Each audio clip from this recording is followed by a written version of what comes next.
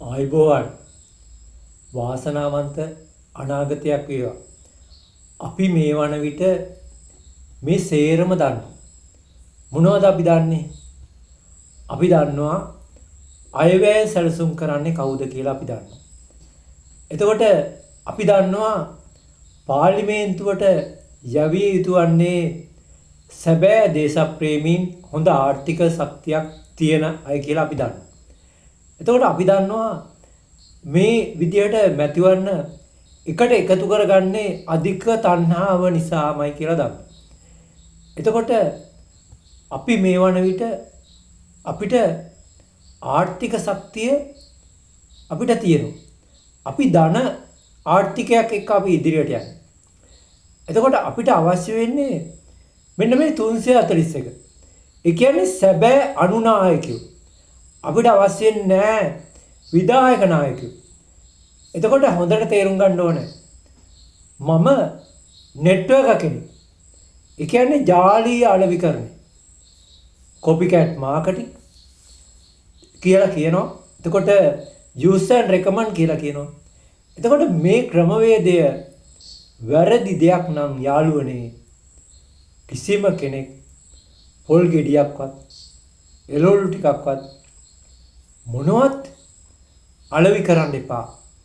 ඔයාලා ඇඩ්වර්ටයිස්මන්ට් එකක් කරන්න ඕන. ඕවා කියන්න ඕනේ යාළුවනේ කොණ්ඩේ බැඳපු චීනුන්ට. අද ඉන්න චීනුන්ට කියන්න එපා. හරිද? එතකොට මේ සම්මුති ලෝකයේ යාළුවනේ වේගෙන් වෙනස් වෙනවා. එතකොට අපි තේරුම් ගන්න ඕනේ මේ ස්මාර්ට් ජංගම දුරකථනය කියන්නේ යාළුවනේ විශ්වකෝෂයක්. එතකොට මේ විශ්වකෝෂයේ තුලින් අපිට නොදන්න දේවල් ඉගෙන ගන්න පුළුවන්. එතකොට අපිට පුළුවන් වෛද්‍යවරුන් මුණ ගැහෙන්නට e-channeling යොදා ගන්න පුළුවන්. එතකොට e-banking යොදා ගන්න පුළුවන්. මේ වගේ ගොඩාක් දේවල්. එතකොට Google ගිහිල්ලා අපිට ඉගෙන ගන්න පුළුවන්. එතකොට YouTube වලින් අපිට ඉගෙන ගන්න පුළුවන්. Facebook එකකින් අපිට අලුත් හොඳ සම්බන්ධතා ඇති කර ගන්න පුළුවන්. මේ වගේ ගොඩාක් දේවල් තියෙනවා. එතකොට මේ ස්මාර්ට් ජංගම දුරකථනයේ තියෙන වටිනාම ඇප් එක තමයි යාළුවනේ Zoom Cloud Meeting ඇප් එක. එතකොට අපේ ආයතනයේ යාළුවනේ මේ කොරෝනා එන්නට කලින් ගොඩාක් කාර්යබහුලයි. ඉතින් ඇත්තටම ඒ අරගලේ ජනාධිපතිතුමා ඇතුළු ඒ රජයට බෙහෙවින් ස්තුතිවන්ත වෙනවා මේ කරපු දේ. ඉතින් අද එන්නේ යාළුවනේ අවශ්‍යතාවක් තියන අය. අවශ්‍යතාවක් නැති අය එන්න එපා. නේද? ඒ කියන්නේ හොඳ සිහින තියන අය. තමන්ගේ සිහිනය තමන්ගේ කරගන්න ඕනේ.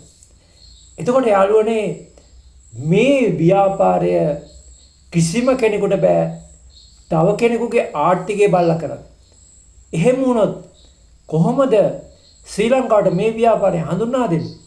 එදා අපේ රටේ හිටිය ඒ ඉලෙක්ට්‍රිසිටි බෝඩ් එකේ විදුලි අධිකාරිවරයා විශ්වාස කළේ තමන්ගේ මස්සිනා.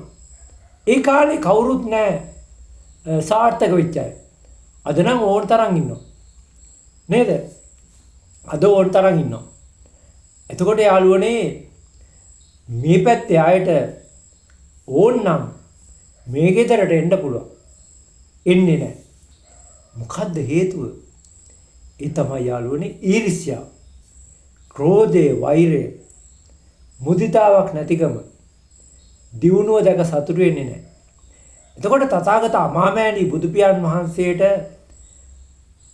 එදා සමාජය තුල අභියෝග තිබුණ නැද්ද? තිබුණා. එතකොට තථාගත අමාමෑණී බුදු පියාණන් වහන්සේට ගල් පෙරළුව සමාජයක් එදා තිබුණා නම් අද ගැන කවර කතාවද? ඉතින් යාළුවනේ මටත් හිටියා හොඳ එකාත්තේ වහන කුරුල්ලෝ රෑන. ඉතින් ඇත්තටම සොයලා බලද්දී ඒ කුරුල්ලෝ අමුතුයිනේ. අද නෑනේ ඒ කුරුල්ලෝ. කතා කරන්නෙත් නෑ. ඉතින් මට මොකද? මගේ ගමන නතර කරන්න? ඒ කුරුල්ලෝ කවුද? කාටවත් බෑ මගේ ගමන නතර කරන්න. ඉතින් මම මේ වෙලාවේ ඔයාලට කියනවා මේ ලස්සන වීඩියෝ එක පුළුවන් තරම් හැමෝටම යොමු කරන්න. ඔයාලා මෙන්න මේ 341 දෙනා නිර්මාණය කරගන්න උදව් වෙන්න. අපි කෙසේ හෝ 2029 මේ සුපිරි වෙනස කරන්නට ඕනේ. You must do it. Get up again. Never give up. Get up again. My dear friends, my dear sisters and brothers, my dear sons and daughters, my dear fathers and mothers, you all are very lucky because you recognize me. My dear, you know our great teacher, lead us so in the path. You have to understand and you have to follow by yourself. Life like a time bomb. Please help others. We want to rebuild this wonderful island. It should be fully developed an island end of 2030 definitely.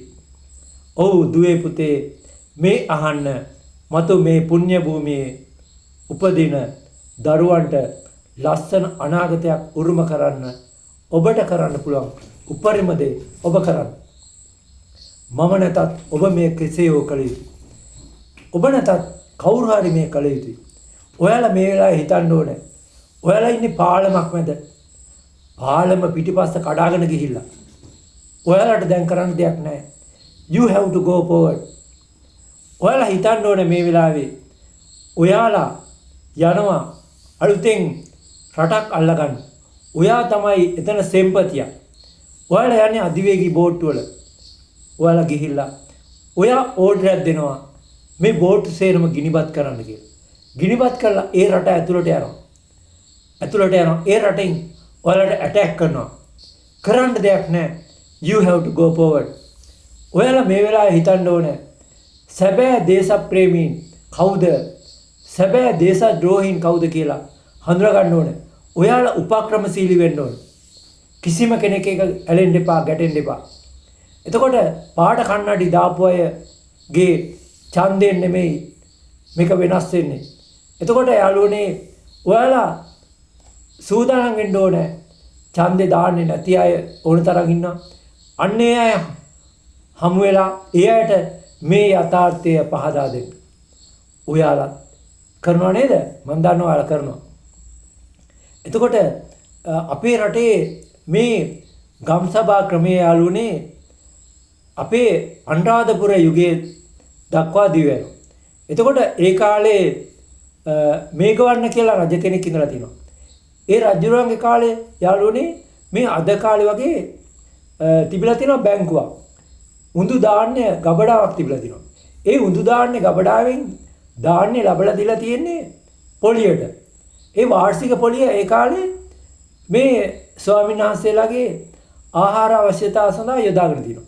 ඒ වගේම යාළුවනේ තව ඒ වගේම ගම්සභාවක් තිබිලා තියෙනවා මේ විදියට මොරොයා ප්‍රදේශයේ රජ කෙනෙක්ගේ ඇමතියෙක්ගේ පුතේ කහවණු 100ක් ලැබලා දීලා බැංකුවක් ආරම්භ කරලා තියෙනවා. එතකොට ඒ බැංකුවේ ඒ එකතු වෙන ඒ වාර්ෂික පොලිය ඒ කාලේ වස් පින්කම් සඳහා යොදාගෙන තියෙනවා. ඉතින් එච්චර පැරණි ඉතිහාසයක් තියෙන වැඩපිළිවෙලක් තමයි. එතකොට යාළුවනේ තථාගත අමාමෑණි බුදු පියාණන් වහන්සේ අනුදැන වදාළ හොඳම රාජ්‍ය පාලනය තමයි මහා සම්මතය. ඔයාටත් අයිතියක් ඇති, මටත් අයිතියක් තියෙන, හැමෝටම අයිතියක් තියෙන කියන එක. එතකොට පක්ෂග්‍රාහී වුණොත් යාළුවනේ විපක්ෂයක් ඉන්නව නේද? එතකොට එක පැත්තකට හොඳක් වෙද්දී අනිත් පැත්තට අගතියක් එනවා නේද? එහෙම අවශ්‍ය නැහැ අපිට මේ ග්‍රාම සේවා කොට්ටාස ටික දියුණු කරන්න. නේද?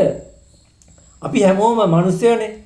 ජාති ආගම් කුල මල ભેද විදියට අපි බෙදෙන්නේ නැතුව අපි එකතු වෙලා අපි ශක්තිමත් අපේ පුණ්‍ය භූමිය අපි රැක ගන්නට පෙරමුණ ගන්න ඕන. වැවයි දාගබයි ගමයි පන්සලයි අපේ උරුමයයි ඒ රැක ගැනීම අපේ යුතුයකමයි.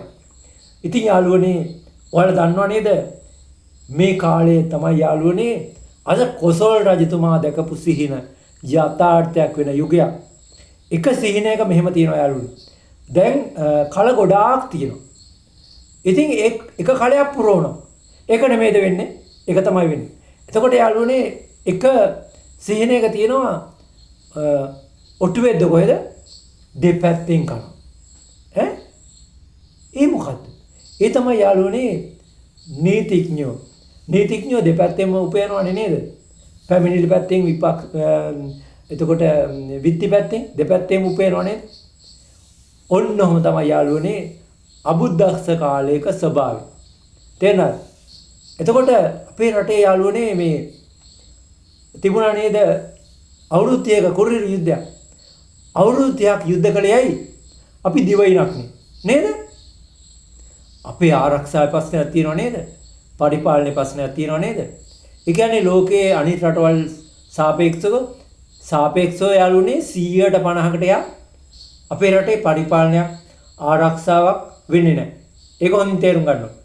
එතකොට යාළුවනේ ජනාධිපතිවරයාගේ වගකීම තමයි මෙන්න මේ මූලික අවශ්‍යතා. පිරිසිදු වාතය, පිරිසිදු ජලය, සමබර ආහාර වේලා.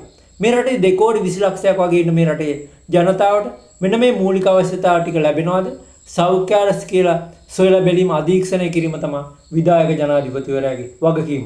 ඒ වගේම ව්‍යවස්ථාදායක වගකීම තමයි යාළුවනේ ඇති නැති පරතරය අවම කිරීම හා ආර්ථික සමාජවාදී ස්ථාපිත කිරීම. ඉතින් යාළුවනේ අපි කියන දේ කරනවා, කරන දේ කියනවා. ඉතින් ඔයාලා හැමෝම ප්‍රාර්ථනා කරන්න ඕනේ මේ වෙලාවේ මේ දක්වා මිය පරලෝකයේ සියලු දෙනාට හදවතින්ම නිවන් සුවය ප්‍රාර්ථනා කරනවා. ඒ වගේම මේ අවස්ථාවනීට නිවසියෝ ආරෝග්‍යශාලා රෝගීන් සියලු දෙනාට හදවතින්ම ඉක්මන් සුවය ප්‍රාර්ථනා කරන තෙරුවන් සරණයි.